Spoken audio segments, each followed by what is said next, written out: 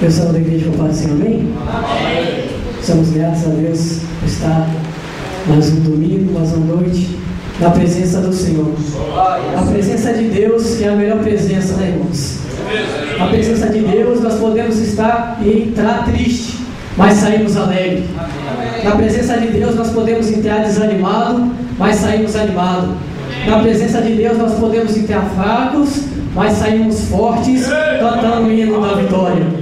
Desde já também eu quero externar aqui a minha gratidão e a minha alegria por estar revendo um dos meus professores de canto, que está ali atrás, o mestre Stefano Rapazzi, está ali nos ensinando a aperfeiçoar na arte da música. Deus em Cristo abençoe este homem. A igreja de pés agora para nós lermos a palavra de Deus. Livro do profeta Ezequiel, capítulo 37. Oh, glória! Livro do profeta Ezequiel, capítulo 37. Deus tem revolucionado a minha vida com esse texto. Creio que Deus tem algo maravilhoso para nós. Sinto na minha alma de ministrar essa palavra. Deus tem colocado uma grande revelação dentro desse texto no meu coração. E creio que essa noite será uma noite especial. Livro do profeta Ezequiel, capítulo 37. Eu estarei lendo o versículo 7 em diante. Então profetizei como se me deu ordem, e houve um ruído enquanto eu profetizava. E eis que se fez o reboliço, e os ossos se achegaram, cada osso ao seu osso. E olhei, e eis que vieram nervos sobre eles, e cresceu a carne, e estendeu-se a pele sobre eles por cima, mas não havia neles espírito. E ele me disse: profetiza ao espírito, profetiza, ó filho do homem, e dize ao espírito: assim diz o Senhor Deus, vem dos quatro ventos, ó espírito, e assopra sobre estes mortos, para que vivam. E profetizei como ele me deu ordem.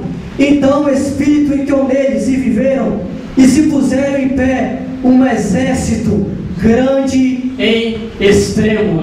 Deus amado, Deus querido, louvado seja o teu nome para todo sempre. Mais uma vez estamos na tua presença para te adorar, para te bendizer. Agora estamos diante da tua palavra. Temos a plena convicção que o Senhor continuará falando conosco. Nessa hora também, Deus, eu te peço e já ordeno como profeta do Senhor nessa noite, que todos os dardos, que todos os planos arquitetados nas regiões celestiais, contrário, oposto ao derramado do teu Espírito Santo nessa noite, ao soprar do teu Espírito Santo essa noite, eu repreendo agora, em nome de Jesus, toda a inquietação, tudo aquilo que venha para tirar a atenção do teu povo, que seja caído, que seja derrubado, e que nessa noite o Senhor nos arrebate e nos leve a uma maior dimensão da revelação do teu Espírito. Venha conosco e que em tudo o teu nome seja glorificado. Nós te pedimos, já te agradecemos, crendo na vitória,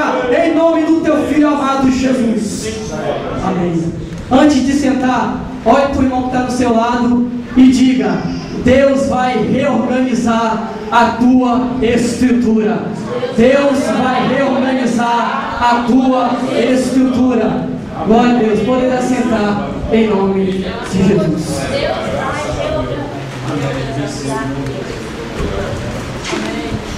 O livro do profeta Ezequiel, dentro da teologia, ele é considerado um dos mais difíceis, ou o mais difícil livro de interpretação, por causa das várias visões que Deus deu ao profeta Ezequiel às margens do rio Quebar. No decorrer do livro de Ezequiel, nós vemos Deus arrebatando o profeta por várias vezes. Nós vemos Deus dando amplas visões, variadas revelações para o profeta. Então, para quem não tem um grande conhecimento de interpretação de texto, na teologia fica um pouco difícil de interpretar os textos do profeta Ezequiel, do livro do profeta Ezequiel. Por quê? Porque o livro do profeta Ezequiel, além das suas vastas visões, ele também traz consigo uma diferente linguagem. Ele tem uma linguagem conhecida como alegórica. A Bíblia ela é constituída de 3 linguagens. A primeira, literária. A segunda, figurativa. E a terceira, alegórica. A alegórica é a linguagem de mais difícil interpretação, porque ela está fundada, ela está estabelecida de símbolos, em cima de sinais, de figuras. Então, para você entender aquilo que o texto quer dizer, você tem que ter um conhecimento dos símbolos, dos sinais que Deus se manifestava no Velho Testamento. Então, o profeta Ezequiel, um grande profeta de Deus, foi levado cativo para a Babilônia.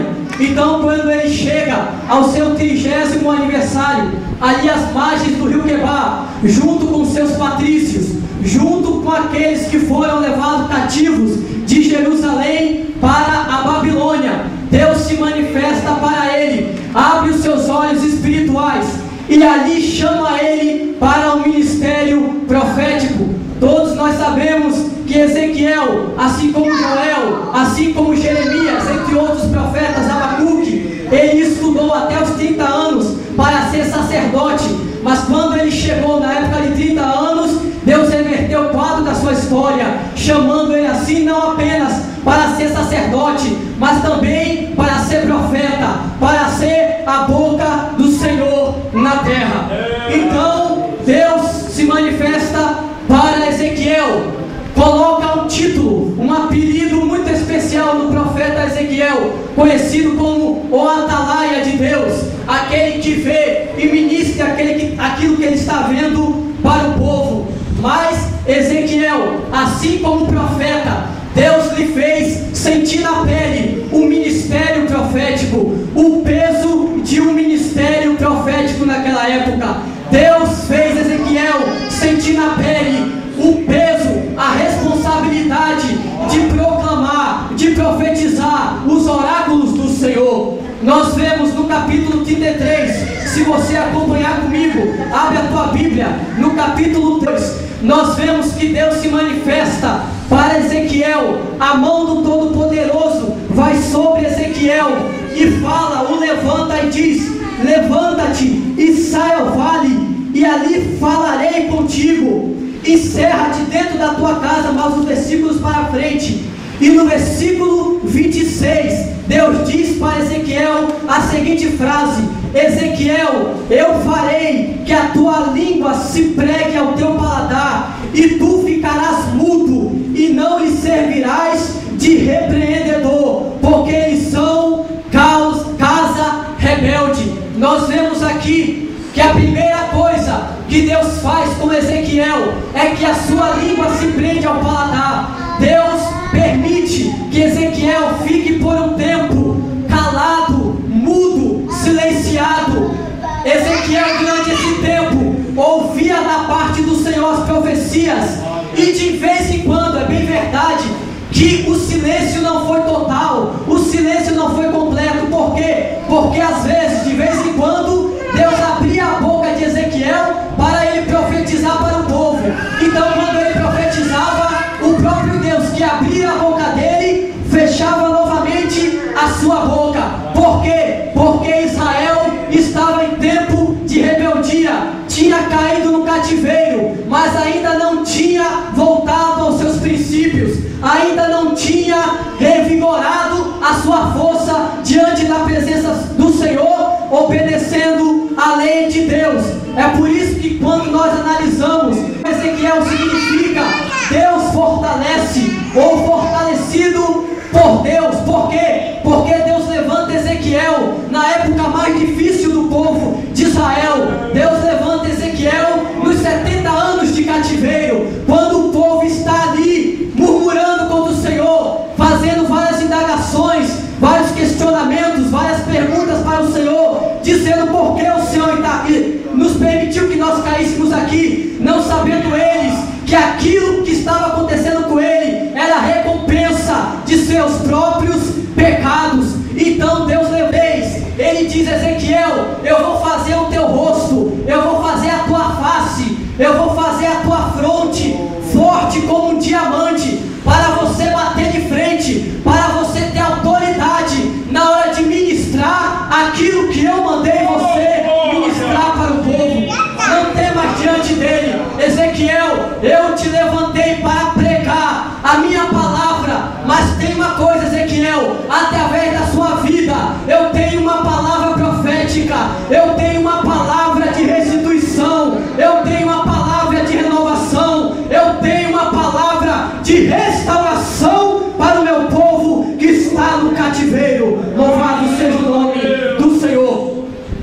Então Deus agora faz recair sobre Ezequiel um grande peso, faz Ezequiel sentir na pele a responsabilidade de um atalaia, uma responsabilidade de um profeta de Deus. Se você acompanhar comigo no capítulo 4 e no capítulo 5, você verá as coisas que recaiu sobre Ezequiel, enquanto Deus fez Ezequiel ficar em silêncio. Enquanto Ezequiel estava em silêncio, enquanto Deus permitiu que os lábios de Ezequiel estivessem fechados, nós vemos aqui que Deus faz Ezequiel passar pelo crivo, faz Ezequiel passar por várias necessidades, símbolos e sinais daquilo que estava para acontecer com o povo de Israel no cativeiro. Nós vemos primeiro que Deus fala para Ezequiel: Ezequiel, durante 390 dias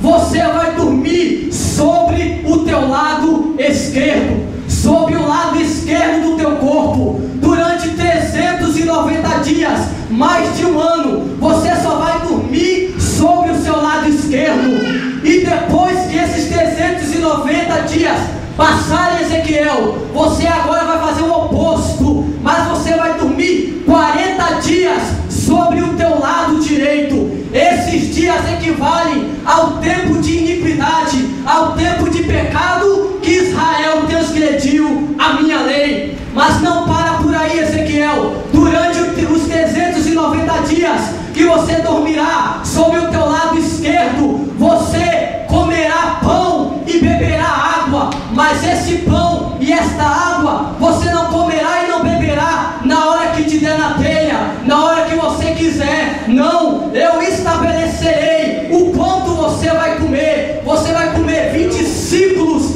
de pão por dia e beber pouca água em tempo, trazendo para a medida em português. 20 ciclos equivale a 240 gramas de pão por dia e meio litro de água por dia. Deus está falando: Ezequiel, você não vai comer tudo que você tem vontade, você vai comer apenas 240 gramas e beber meio litro de água por dia. Enquanto eu mandar você comer, você não come. Só quando eu mandar você comer e mandar você beber, aí você come. Por quê? Porque o que estava acontecendo com Ezequiel era o que Deus iria fazer Israel passar.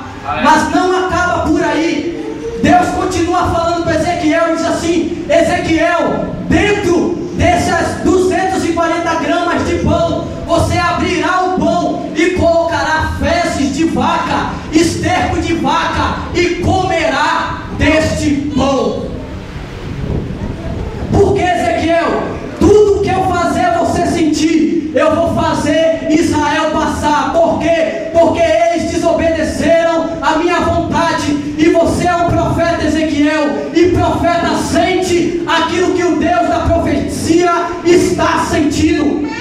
Então eu estou revoltado contra esta nação, eu estou irado com esta nação, eu estou enojado com esta nação. Então tudo que eu estou sentindo, eu vou fazer você sentir. Sabe por quê, Ezequiel? Porque quando passar o tempo da prova, você terá coragem e você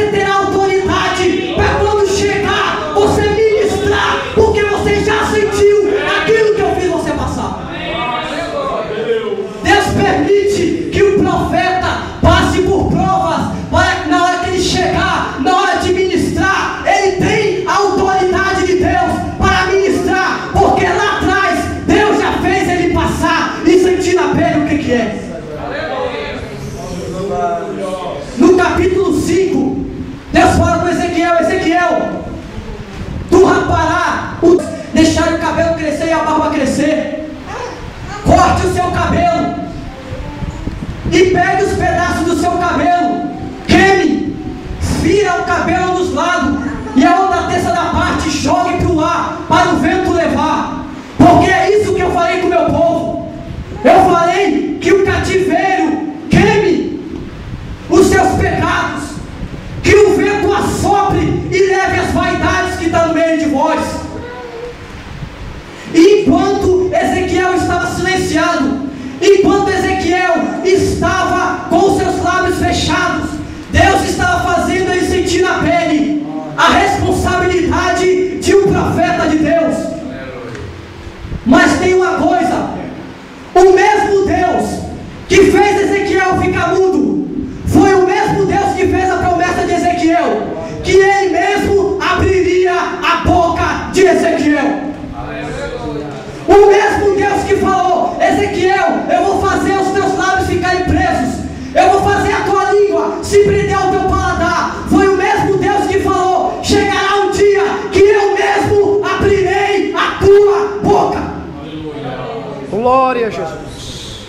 No capítulo 3, no versículo 27, Deus diz assim: mas quando eu falar contigo, abrirei a tua boca e lhes dirás: assim diz o Senhor, quem ouvir ouça, e quem deixar de ouvir que deixe. O mesmo Deus que faz o profeta sentir na sua pele a responsabilidade de ser um profeta, é o mesmo Deus que vela pela palavra quando mesmo abre a boca para profetizar. E nós vemos essa profecia de que Deus abriria a boca de Ezequiel se concretizando em Ezequiel capítulo 33. Se você puder ainda abrir a sua Bíblia, em Ezequiel capítulo 33, no versículo 22, Ezequiel capítulo 33, versículo 22, a Bíblia descreve-nos assim: ora, a mão do Senhor estivera sobre mim pela tarde, antes que viesse o que tinha escapado, e ele abrira a minha boca, antes que esse homem viesse ter comigo pela manhã, e abriu-se a minha boca, e não fiquei mais calado. Aleluia, Jesus. Deus fez o cativeiro chegar para Israel. Um dos sentinelas, saiu correndo de Jerusalém e conseguiu chegar até a Babilônia, levando a informação: Judá, Israel está sendo massacrada pelos babilônios. Todos nós sabemos que houve 3 invasões babilônicas. E a Bíblia está dizendo que antes que este homem que veio trazendo a informação da invasão babilônica chegasse, a mão de Deus se manifestou em cima de Ezequiel e fez a boca de Ezequiel se abrir, e ele diz: e eu não fiquei mais calado. Aleluia, Jesus. Deus permitiu que você estivesse calado. Deus permitiu que você, como profeta de Deus, por algum tempo ficasse calado. Enquanto esse tempo que Deus permitiu que você ficasse calado, Deus está te mostrando o que é ser um verdadeiro profeta. Durante esse tempo que Deus está permitindo que a tua boca esteja preso, Deus está lhe provando e te mostrando a responsabilidade que cai sobre os ombros daquele a quem Deus chamou para ser profeta. E você não está entendendo o que Deus está falando com você, mas nessa noite Deus abre o leque da revelação e diz para você: eu estou deixando você calado para você sentir na pele, mas tem uma coisa: chegará o dia em que tua boca vai abrir. A tua boca não ficará fechada para muito tempo. Chegará um tempo em que o próprio Deus que permitiu que a tua boca se cale vai abrir a tua boca e vai velar pela palavra que sai da tua boca. Aleluia, Jesus. E no capítulo 33, no versículo 33, ele diz: E quando Ezequiel vier isso, ou seja, vier à tona aquilo que eu te mandar falar, então saberá que houve no meio deles um profeta. É maravilha.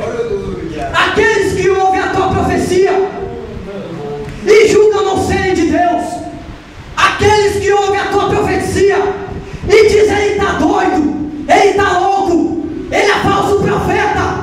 Os mesmos que falaram isso vão ter que ver que por aqui passou um profeta verdadeiramente. Quem passou por aqui não foi um tagarela, quem passou por aqui não foi um falso profeta, quem passou por aqui não foi ninguém que caiu de paraquedas.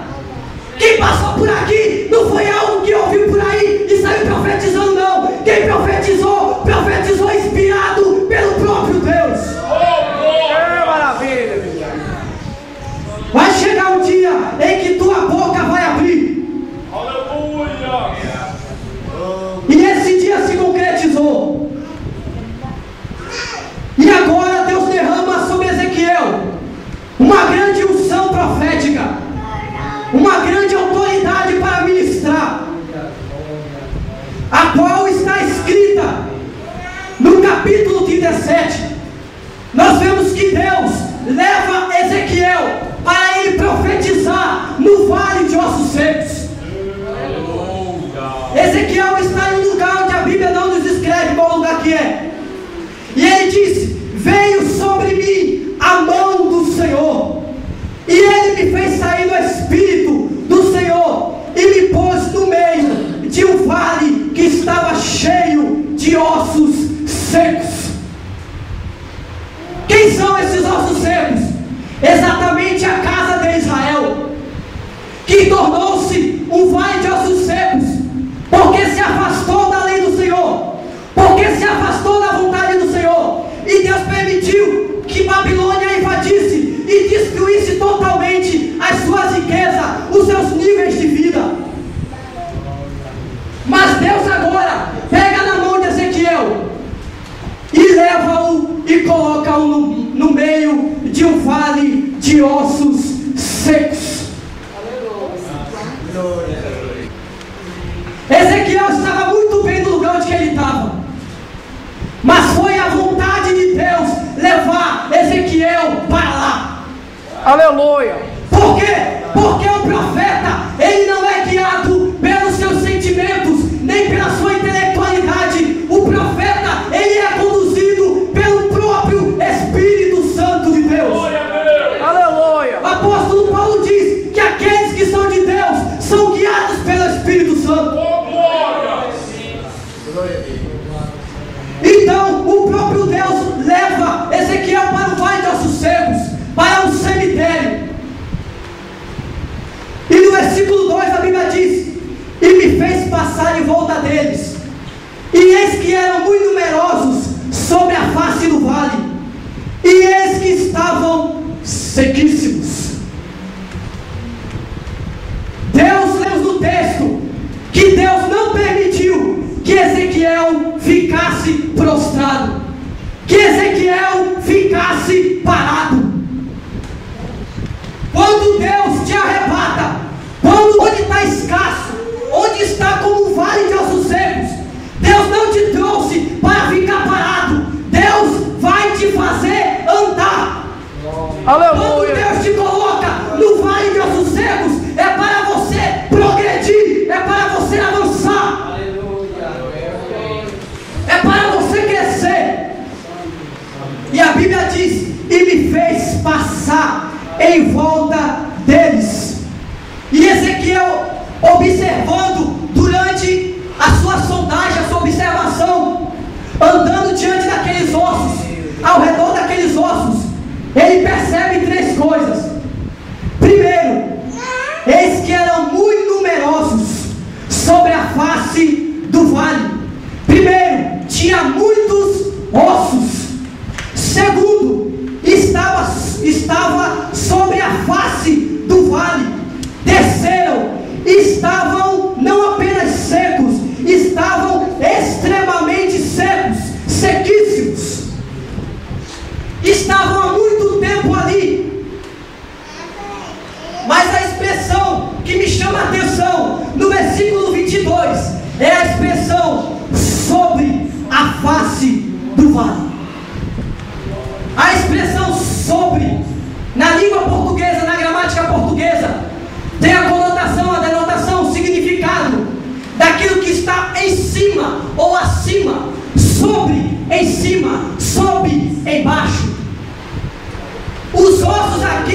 estavam sobre, estavam em cima, estavam acima do vale. O que significa isso? Que qualquer pessoa que passasse pelo vale viria sem dificuldade aqueles ossos ali. E o que significa ainda? Que se Deus deixou aqueles ossos ali na face do vale e não permitiu que os ossos fossem enterrados, é porque Deus tinha um propósito com aqueles ossos. Aleluia.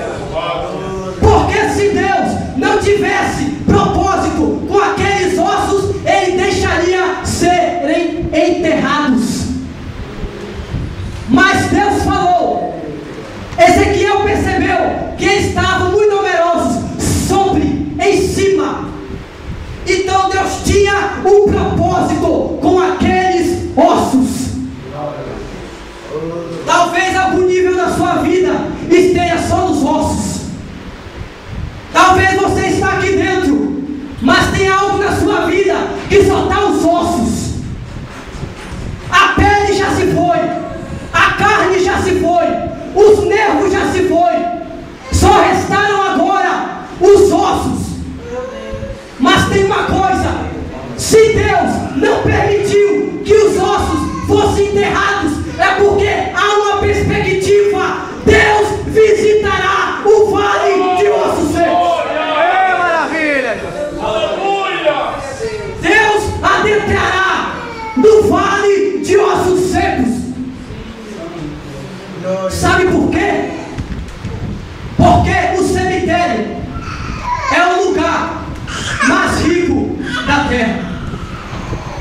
O cemitério é o lugar mais rico da terra.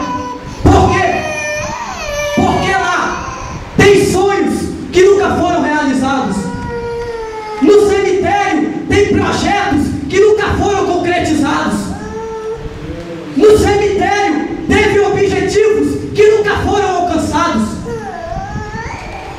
Por isso que Deus permitiu que os ossos não fossem enterrados. Porque Deus estava querendo dizer: vocês são ricos, vocês têm objetivo, vocês ainda têm promessa da minha parte, então eu não deixarei que os ossos sejam enterrados sem que antes as minhas promessas não se cumpram.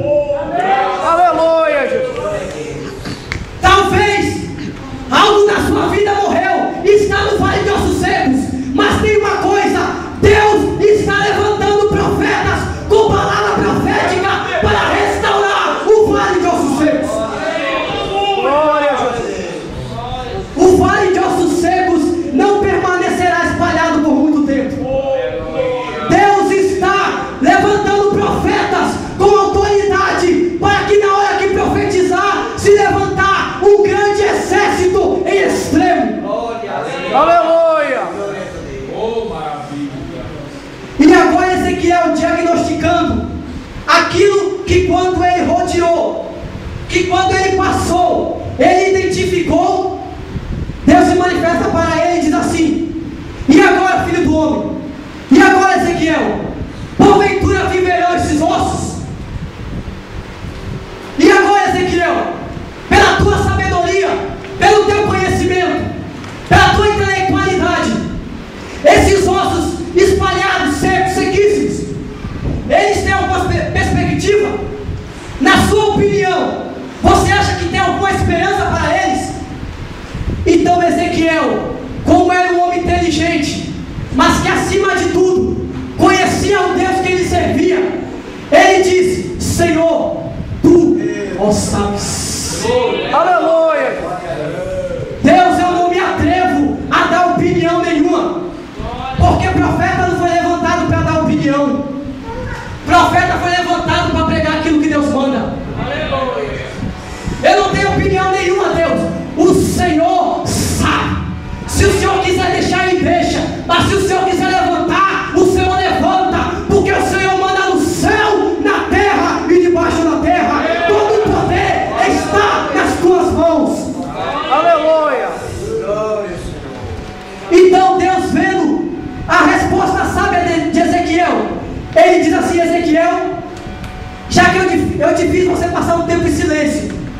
Já que eu te fiz você sentir o peso, a responsabilidade que recai sobre o profeta, agora recai sobre você a autoridade de profetizar segundo a minha palavra.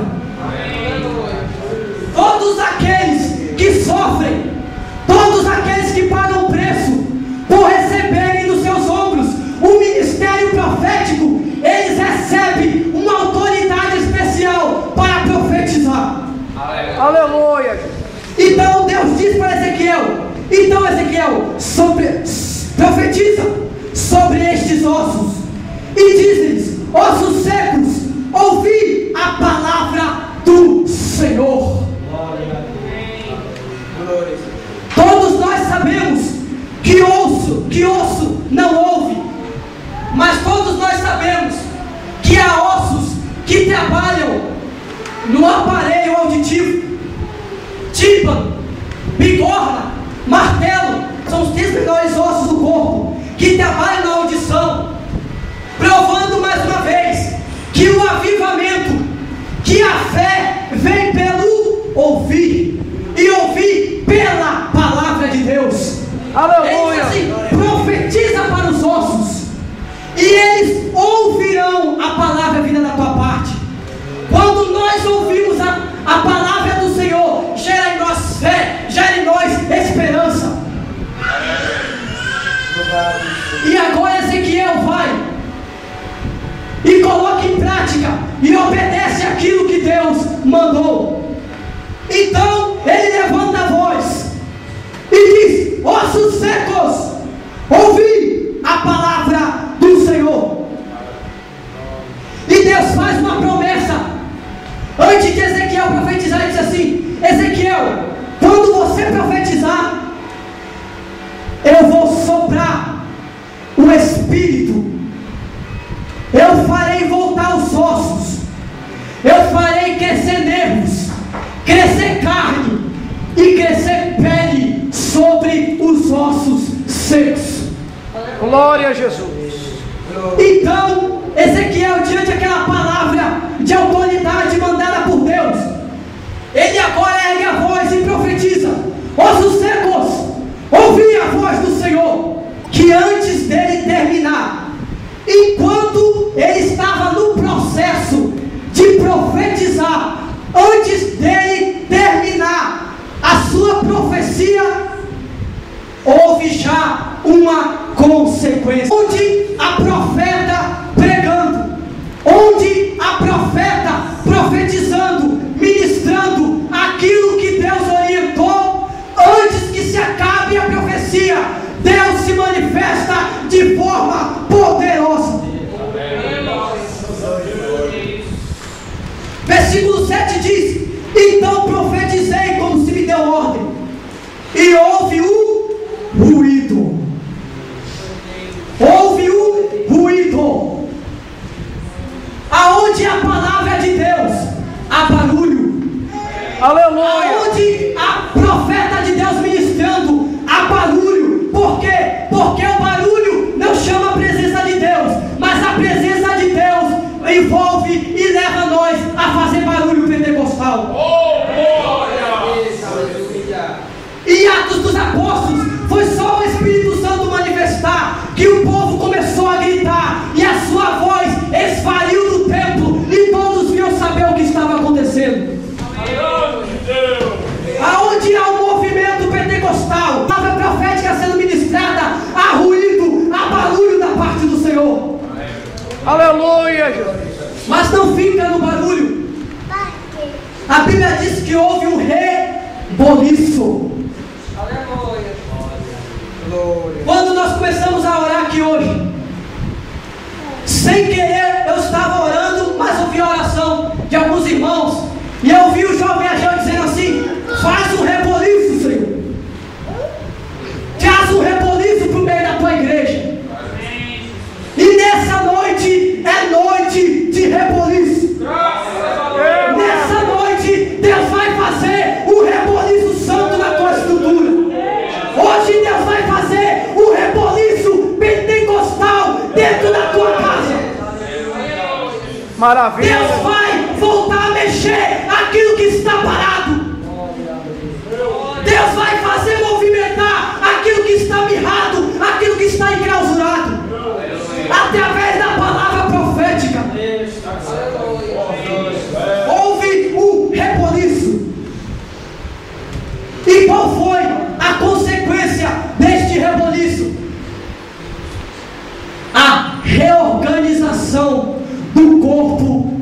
Israel.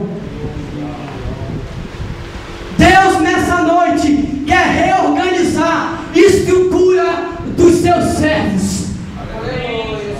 Deus quer trabalhar na estrutura daqueles que servem verdadeiramente a Deus. Aleluia. Deus quer tocar na estrutura daqueles que se dizem serem servos de Deus. A primeira coisa que aconteceu, cada osso chegou ao seu osso. Primeiro, osso com osso, nervo, carne e pele. Isso fala da reorganização dos 4 níveis de vida que Israel tinha perdido por pecado contra o Senhor. Os 4 níveis de vida de Israel tinham sido destruídos quando Deus permitiu que o exército babilônico invadisse aquela nação. Todos nós sabemos que o povo, que uma nação, que o ser humano, que a mulher, que o homem, que o jovem, todos nós estamos estruturados, estabilizados, sustentados em 4 pilares. E esses 4 pilares são os 4 níveis de vida. Israel, aquela nação, era estruturada nos 4 níveis de vida. Mas quando Deus permitiu que Nabucodonosor e o império e o exército babilônico invadissem Israel, os 4 níveis foram destruídos e eles foram levados cativos. Então a primeira consequência da palavra profética foi que os ossos que estavam espalhados voltaram cada osso ao seu osso. Isso fala do primeiro nível de vida do ser humano, vida física. Por que vida física? Porque osso fala de estrutura, de esqueleto. É o esqueleto que faz o nosso corpo ficar de pé. É o esqueleto que faz o nosso corpo criar resistência para movimentar. Isso fala de vida física. Por quê? Porque é na sua vida física que todas as coisas acontecem. Se você não estiver vivo, não tem como você receber aquilo que você quer pegar, aquilo que você tem para receber. Então tudo acontece, tudo circula, tudo arredonda, tudo acontece na vida física. Foi por isso que a primeira consequência é o quê? É unir os ossos. Quando nós falamos de vida física, a vida física está estruturada em 2 fatores: saúde e vida financeira. Saúde, o homem sem saúde, ele tem a sua vida física deplorável, ele tem a sua vida física incompleta, porque não pode fazer aquilo que ele desejava fazer, aquilo que ele deseja fazer. E quando nós falamos de vida física, nós falamos também de vida financeira.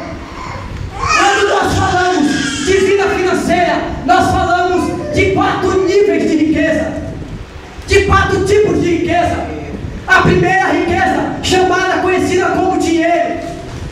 Dinheiro é o primeiro nível de riqueza, de vida financeira. E o mais baixo dos 4. O segundo, conhecido como mérito, honra. O que é honra? É você andar na rua de cabeça erguida. Aleluia. É você andar na rua sem precisar baixar a cabeça para ninguém. O que é honra? É você ter dignidade e moral de olhar no olho das pessoas. Isso é honra. E nem sempre aqueles que têm dinheiro alcançam honra.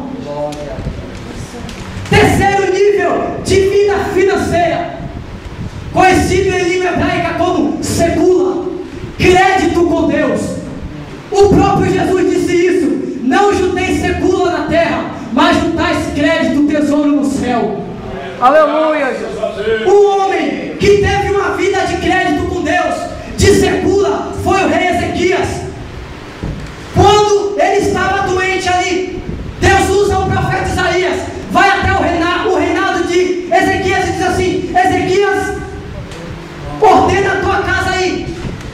Prepara as coisas e arruma a tua casa, que tu certamente morrerá. Isaías saiu e foi embora. Antes de Isaías sair do palácio, a Bíblia diz que o rei Ezequias vira assim para a parede, chora e fala assim: Senhor Deus, lembra-te que eu andei na tua presença. Lembra-te que eu tenho reserva. Lembra-te que eu tenho segura contigo no céu. Lembra que eu tenho crédito. Antes do profeta Isaías sair do palácio, a palavra de Deus vem para Isaías, e Deus diz assim: Isaías, volta lá e diz para Ezequias que eu estou acrescentando mais 15 anos de vida para ele. Por quê? Porque ele tinha crédito com Deus. Secula. E o quarto nível de riqueza de um ser humano é conhecido em língua hebraica como lishamá. Lishamá é uma palavra hebraica que não tem tradução para o português, que significa algo que tem valor, mas não tem preço. Porque valor é uma coisa, preço é outra. Tem coisas na sua vida que valem, mas não tem preço. Você não troca, você não empresta, você não aluga, você não vende, é seu, você valoriza e não abre mão. Por exemplo, o seu ministério, por exemplo, a tua família, por exemplo, os teus filhos, é algo que tem valor, mas não tem preço. Os 4 níveis de riqueza. Então, quando Deus falou assim, o osso se juntando com o osso, Deus estava querendo dizer: eu vou estruturar novamente a área, o nível físico do meu povo. A saúde que eles perderam, os homens de guerra que foram mortos quando Nabucodonosor e o seu exército invadiu Israel, eu vou fazer que eles tenham saúde novamente. A riqueza que foi extorquida, que foi arrancada, que foi roubada, eu farei reconstruir de novo, eu farei restaurar de novo. Deus nessa noite quer reorganizar a tua vida física. Deus nessa noite quer reorganizar a tua vida financeira. O povo de Deus precisa de saúde e de vida financeira para levar a obra de Deus adiante.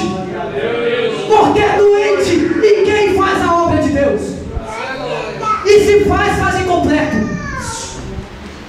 E sem dinheiro também a obra de Deus não vai para frente. É por isso que umas coisas que Deus mais pede é o dízimo, para que haja manutenção na própria casa dele, para que seja ajudado o próprio povo dele. Porque o dízimo não é apenas para o Senhor, mas é para a igreja. Então quando você traz o dízimo, você está agradecendo. Então Deus quer reorganizar nessa noite a nossa vida física, a nossa saúde. Se tem alguma doença nessa noite te incomodando, se há algo na tua vida, doença espiritual, doença física, através da palavra profética, ela será repreendida em nome de Jesus nessa noite. Aleluia! Deus quer trazer um avivamento financeiro. Deus quer reestruturar a nossa vida financeira. E só através da fé e da total confiança no Senhor, em época de crise, isso conseguirá chegar nas nossas mãos. Porque Deus não abençoa quem é incrédulo. Deus não abençoa quem é blasfemo. Deus não abençoa quem é murmurador. Deus abençoa aquele que é fiel no pouco, esperando que Deus lhe colocará no muito. E quem é fiel no pouco, se prepare, porque virá uma apoteose de vitória na tua vida. Aleluia! Osso voltou com osso, vida física.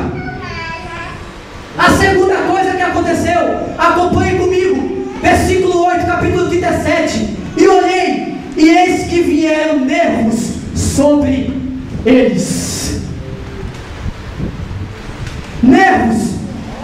Nervos fala de ligação de um osso para o outro osso, porque é o nervo que faz o osso continuar ligado um com o outro. O osso faz, o nervo faz os ossos flexíveis. Eu só consigo fazer isso porque na ligação estão os nervos. Porque se não tivesse nervos, os ossos cairiam. Então, quando Deus está falando, nervos também fala de ligação. E quando nós falamos de ligação, nós estamos falando de união, unidade e unicidade. Por quê? Porque quando Deus permitiu que o povo caísse no cativeiro, a unidade deles se quebraram. Homens perderam sua mulher. O próprio Ezequiel perdeu a sua mulher como sinal profético. Famílias foram destruídas. Os nervos foram arrancados do corpo de Israel. Mas Deus está falando assim: através da pregação profética, os nervos vão voltar para o lugar. Aleluia. Quando nós falamos de nervos, nós estamos falando do segundo nível de vida de um ser humano: vida sentimental. Por quê? Porque a vida emocional faz você ficar flexível. Os seus sentimentos te levará a sentir emoções. E o seu nível emocional chegará a ter uma comunhão com Deus. Aleluia. Quando você se une, não existe união sem emoção, sem sentimento. E qual é o sentimento primordial que junta, que faz a união? O irmão Gabriel falou: o amor. E o amor é o maior dos nervos, é o maior da vida sentimental. Então, quando o nervo foi subindo, Deus estava falando: eu vou restituir, eu vou reorganizar, eu vou reunir a comunhão que cada um tem com sua família, que cada um tem com seu próximo. Quando o exército invadiu, pais de famílias foram mortos, mulheres grávidas tiveram seu ventre rasgado por espadas e crianças mortas. Mas Deus está falando: eu vou reorganizar a vida sentimental, a vida emocional do meu povo. Aleluia. Eu vou levar eles à comunhão, ao partir do pão, à singeleza de coração. Aleluia. É por isso que nós vemos em Atos dos Apóstolos, capítulo 2, a igreja primitiva, diante de tanta prova, perseguição, levante, desenvolvendo, expandindo, ampliando. Por quê? Porque tinha vida emocional, tinha vida sentimental, estava um interligado no outro. Aleluia. A Bíblia diz: e eram fiéis e perseveravam na oração, no partir do pão, na comunhão. Havia singeleza de coração. Por quê? Porque quando nós estamos unidos, interligados, através da união, através da vida sentimental que cada um tem interligado com o outro, esse sentimento é testificado lá no céu. Aleluia. Enquanto essa comunhão